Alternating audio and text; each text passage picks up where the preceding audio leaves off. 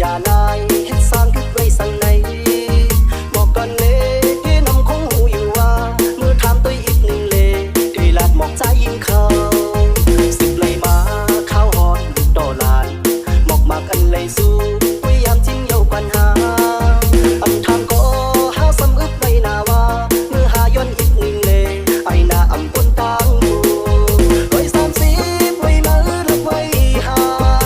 ลงป่าสายโค้งกว่าเยาหามันก็จมน้ำเมารอสายน้ำเกี่ยวกว่าเน่ตักเข่งโก้ไว้ข้างลานด้วยลือสำคึดไว้สั่งลายปุ่นจัดใจได้เฮิงมือลือลานไหนหนึ่งเมาสองสอบโดยปุ่นลัดมีไว้เต็มทนถ้าเป็นลูกได้หักคือก็งานในมือห่างแหนตั้งเยาหาเอาในกว่าหน้าเฮ็ดอื่น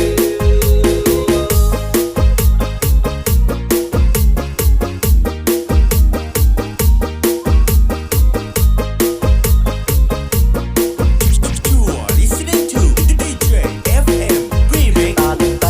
ใครเลิศเหมือนนั่งกันผู้มันเจนยานาย